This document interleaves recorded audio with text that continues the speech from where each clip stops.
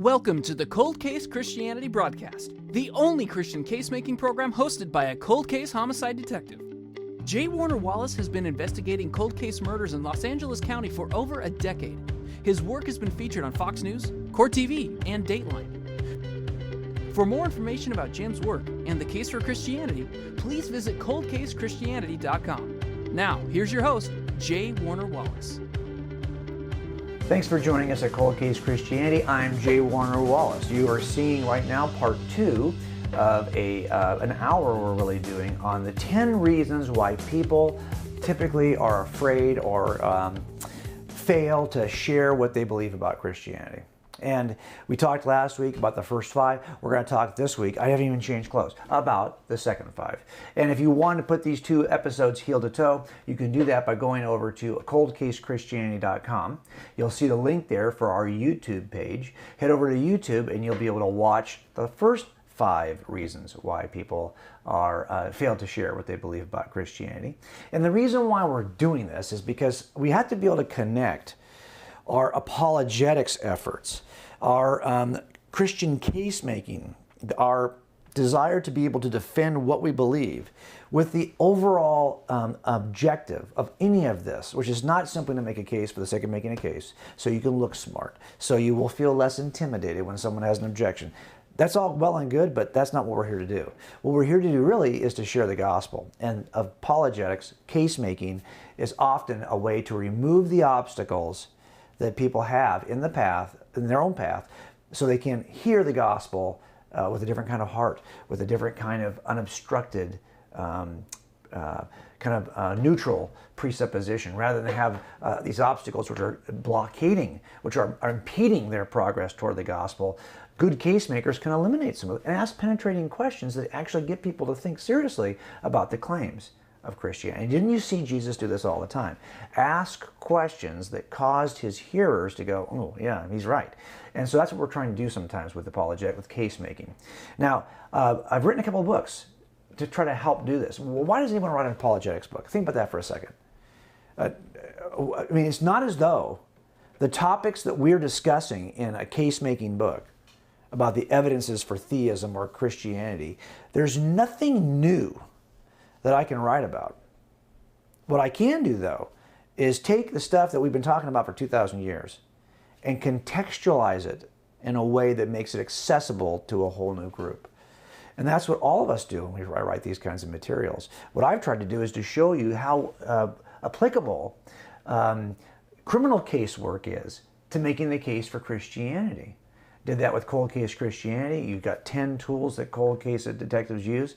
This new book, 8 pieces of evidence in the universe we're going to look at using a variety of skill sets from detectives, and I'll go through 8 cases with you to show you how my criminal work actually can help you make the case for what you believe about the existence of God. But what's the point of all that? I don't want just to give you a good read. I want to give you tools so that when someone has an objection they level at you, you can go, oh, you know what? I've actually thought about that. I've done some reading on that. And I actually have an approach that might help you to get past that objection, to get past that hurdle. Have you ever thought about working this like a criminal investigation? Everyone's familiar with watching crime shows. Everyone's familiar with Cold Case on TV or CSI. Have you ever thought about taking some of the same techniques and applying them to this objection you just offered? Well, I'm trying to give people tools to be able to do that. Why? Because we want to share the gospel. That's the whole point of this. The whole point of doing apologetics is for us to be able to eventually share the gospel. Well, what's keeping us from doing that? I think 10 things keep us from doing that. There's a whole section at coldcasechristianity.com just written on evangelism. Take a look at it. There's an article we're citing from this week and last week. It's at the website. It's called 10 Reasons Why People Fail to Share What They Believe. And it actually has a Bible insert, so you can print it out and put that Bible-sized insert in your Bible so that you can remind yourself, because you're in there somewhere, I'm in there, we're all in there. All of us are one of those people who have held one of those excuses and we haven't shared what we believe because we've relied on this excuse to kind of get us off the hook. Can't do that anymore. So I want us to begin by identifying what our excuse has been. And then I've linked some articles that'll help you to go deeper to try to overcome your prior excuses. So in the end, remember, all of this that we're talking about, if you're watching NRB right now, have you noticed that the NRB network has become the home of careful thinking Christianity? This is a place now where all the folks that we're all in the same work together, all the case makers are here with different shows of one nature or another. And if you just sat and watched the shows of all those people on NRB Network who are making a careful, thoughtful case for Christianity, you will be prepared. You will end up eliminating all the excuses you used to have to share what you believe. So we talked about 5 of these excuses, 5 of these reasons why people don't share what they believe last week. I want to finish this week with the last 5. And by the way, these are not in any list. This isn't like the most common to the least common. These are just things that I observed. I've seen in my own life. I've seen it in the lives of my friends and students that I've trained. So I want to share them with you. I'll bet you'll find yourself. Go to the screen now. This is number 6, not in any particular order, of the things that we do that we typically use as an excuse not to share. And here's one that I think is pretty pretty common. We think, we mentioned this last week, how we often just want to share with our friends, but we are not sure really how to engage people, and especially people who aren't our friends necessarily. We don't know them very well. How do we begin a conversation? That's going to be a bit of a challenge, don't you think? And sometimes the training we do in churches, evangelism training, is really to address this issue. Is what's our approach going to be? You know, it's isn't that kind of sad? That in a sense that I always, as a non-Christian, as an atheist, it used to bug me. I used to feel like the Christians sometimes are lined up and thinking about this the same way that car salesmen have got that first 4 or 5 words. It's like you're trying to pick up a girl at a bar. I mean, I used to drive me nuts. You know, how do you begin that conversation? But I do think that there is an excellent question that has been offered by a gentleman by the name of James Borcardo, who I met at a conference back in probably 3 or 4 years ago in North Carolina. He had a book at the time that he had really worked hard to publish really on his own, if you think about it. It was kind of a hybrid publisher of self-publishing. And I have recommended this book probably more than any other book, especially in evangelism for sure. But I mean, I've done shows at Stand to Reason. I've done shows at the Please Convince Me podcast. I did shows for the Cold Case Christianity podcast before we had this show, all touting the work of James Borcardo in a book called Unsilenced. Unsilenced. If you can go online and find this book, please do, because I think it's worth it. Unsilenced.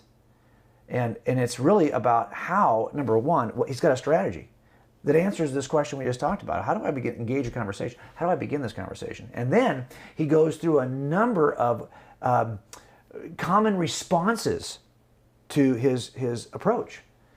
And his approach is not like a pickup line. His approach is not like trying to sell a used car. His approach is really quite simple. He'll ask this of all kinds of people in all kinds of settings. It'll be some version of this simple question. What do you think happens when you die? What do you think happens after death? It's some version of that question. It's modified in some way, you know. And there's only a few kinds of responses you're going to get. But you'll get one of a number of responses. And I will tell you what. I think it's a brilliant question. Here's why. I think it's diagnostic. I think when you ask that question, you get a sense of where people stand quickly. It's a test question that really tells you what people's worldviews are quickly. It also is a question which is focused on the goal already. I mean, we're talking about eternal life and how one gets eternal life. So the great first question is to ask is, do you think that eternal life is even possible? Or do you think this is all there is these 90 years and you're back in the dirt? Great opening question. And I've talked about it online. You can see my article. I've actually reviewed his book online. Google Unsilenced by James Borcardo. You won't be disappointed. It's a very quick read.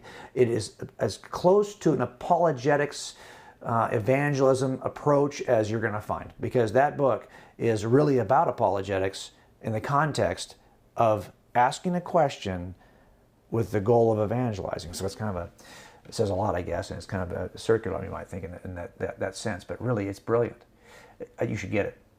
And there's nothing in it for me, and I haven't seen James in years, but I think he would appreciate that. That's a great resource.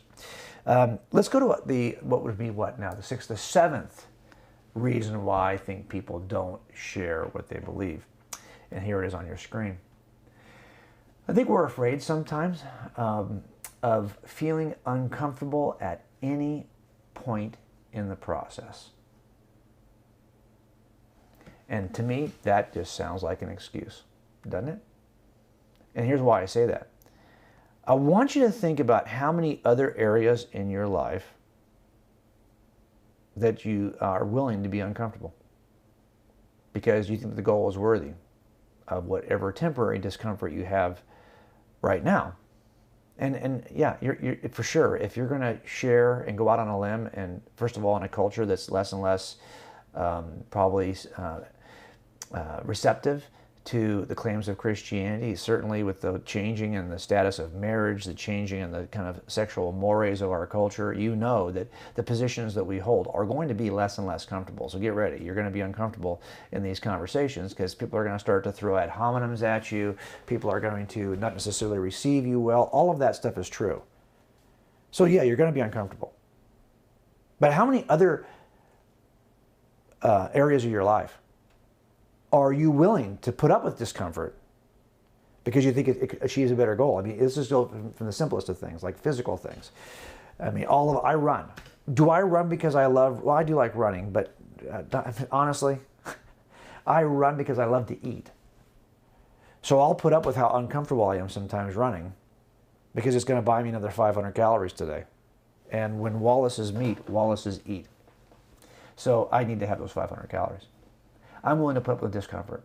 When I was younger and I was training all the time for SWAT or whatever it was, and we're all lifting weights and we're all out there getting injuries, trying to get big, we were willing to put up with discomfort. But even aside from that, you know that you are sometimes going to be in uncomfortable situations with your own kids, correcting them, guiding them, challenging them. And you're willing to do that. You're willing to be uncomfortable when you're guiding your own children. You're willing to take that, even though you know it's not going to be a pleasant conversation. You're willing to do it. Well, this is the same kind of thing. If we're going to say what's keeping us, imagine this. Imagine we're standing in front of God someday, and He's wondering, why are there not more people here? You had such an impact you could have had. Why didn't you speak up? If you're an ambassador, if you're a child of mine, why didn't you tell more people about? Well, you know, I think I was just, it would make me feel uncomfortable. I think you're going to feel uncomfortable now? Wait till I feel how uncomfortable you're going to feel when you're saying that later. I think now is the time for us to get over the discomfort. I said last week that one of the obstacles we have is that we don't want to make the first step.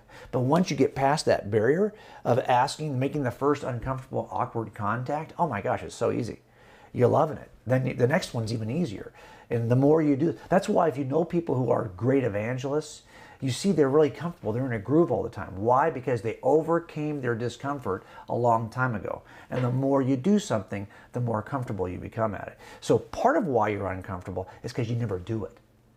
That's why we're uncomfortable. Let's start doing it more. We'll be less uncomfortable. We'll take a break. We'll come back and we'll cover the last 3 reasons why people fail to share their faith. In addition to Jim's daily blog and weekly podcasts and videos, Jim continues to write books designed to help you become a better Christian casemaker. At coldcasechristianity.com, you'll find a link to Cold Case Christianity, a homicide detective investigates the claims of the Gospels, and Alive, a cold case approach to the resurrection. These resources will help you defend what you believe and share it with others.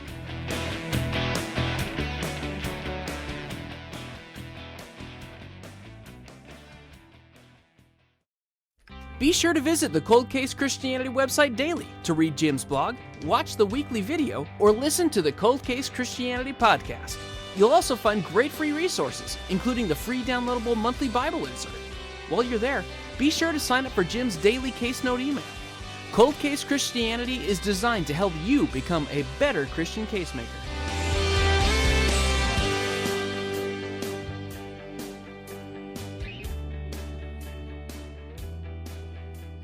Connect with Cold Case Christianity on social media. Visit the Cold Case Christianity homepage and click the social media icons on the top right toolbar. Jim is active on Facebook and Twitter, posting the best apologetics articles from over 250 Christian blogs around the country. You'll also find links to Jim's Instagram, Pinterest, and Google Plus accounts, along with the link to the Cold Case Christianity YouTube page. Stay connected with Cold Case Christianity and become a better Christian casemaker.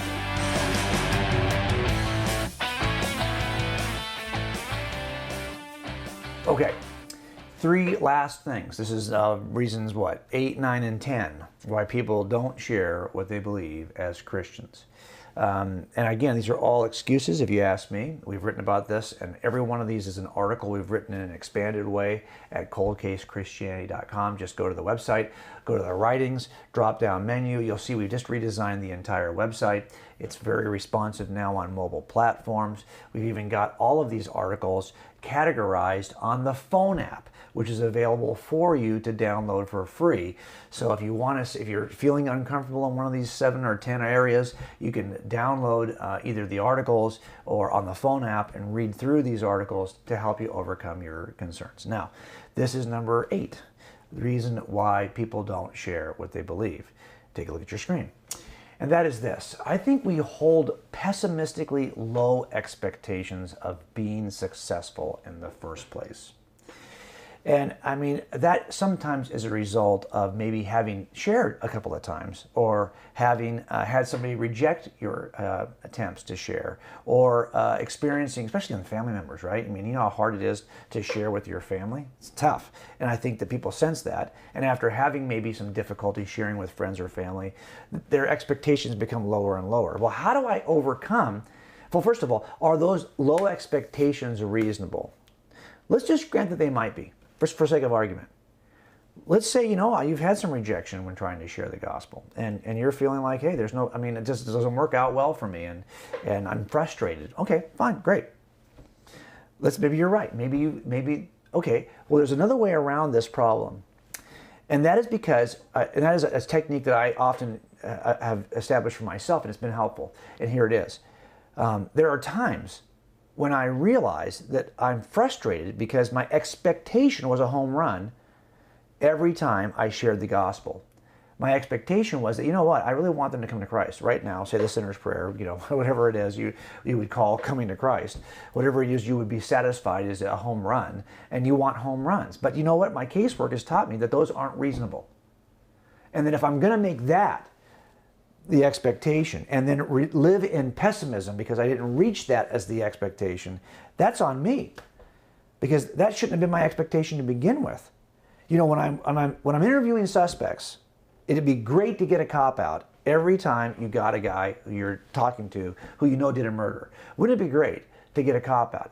You very seldom get that, especially if you get a guy who's really hardcore. You can get frustrated because you're not going to get a cop out more than likely. So I don't even try for that anymore. And I always say this, I want singles and doubles. Get enough singles and doubles, I'll get a run in, trust me. And I said it before on this show, I think. If I can demonstrate to a jury that this guy's a liar, and a pretty good liar, and he lies about all kinds of stuff that really is not appropriate to lie about, well, then they're not going to have a hard time believing he's lying about the other thing, his innocence in this case. So sometimes a single is just demonstrating for the jury, first of all, in the course of a long interview, this guy is a pathologist. This guy consistently lies for the purpose of avoiding punishment, or he knows something. That I'm looking for singles, things that inclined us to believe he's more involved than he says he is. Times when he'll trip up and make a mistake and expose that he's covering something. His use of certain words that'll expose his. I mean, I can tell you that I pick apart every word, and sometimes a 3-hour interview will not involve a cop-out, but man, it's a gold mine of other little details that will eventually help me make the case. Singles.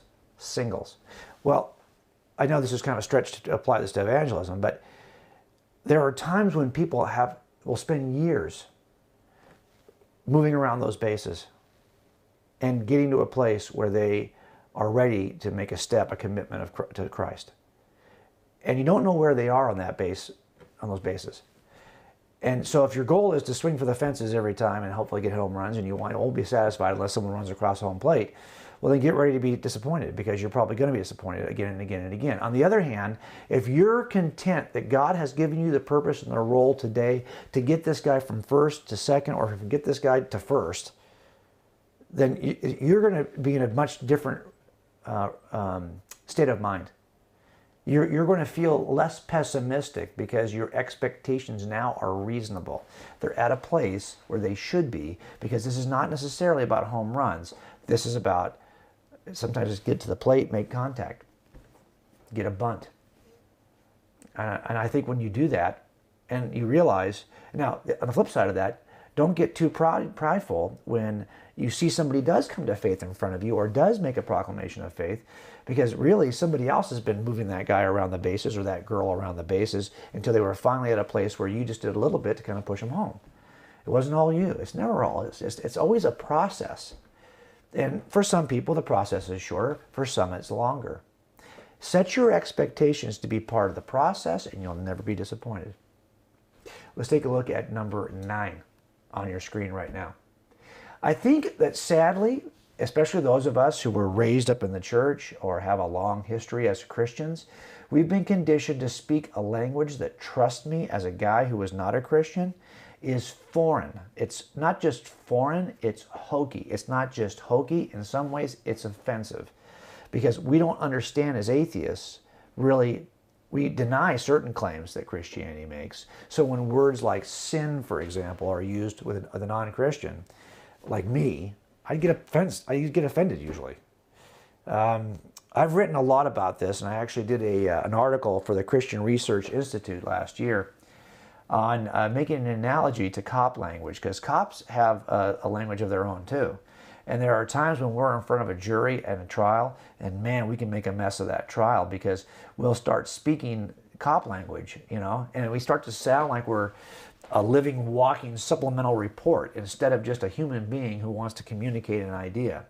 And I think it's dangerous. And I think that jurors and good prosecutors will either talk to those officers before they take the stand to help them not speak in that language, or that as the officer is responding and using codes sometimes, or, you'll see an expression like, I was dispatched to this call, and upon arrival I saw this. Who in the world speaks that way, though, really? Upon arrival, I got there and got out of my car, and this is what I saw. But we have a certain kind of language that we've repeatedly written in reports that becomes the kind of catchphrase language that we use in front of a jury. And we sound almost as though we're not being earnest, or that we're not being honest, like we're using this language to cover something. I mean, I think there's a danger of that. Well, isn't that also true for Christians?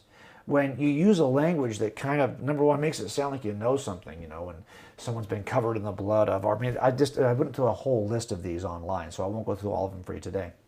Maybe that's a whole nother broadcast we can do. But I think there are times when that can be really either confusing.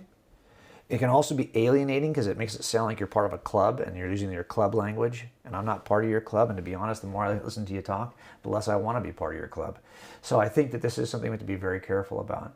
So I always say to myself, and it's not that hard to do if you think about it, for a lot of us who were converted as adults, it wasn't that long ago that I was not a Christian. And my language, my attitude, my view of the world was so different than it is now.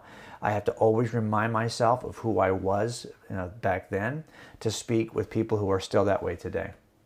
And I think that I just would rather not adopt that language.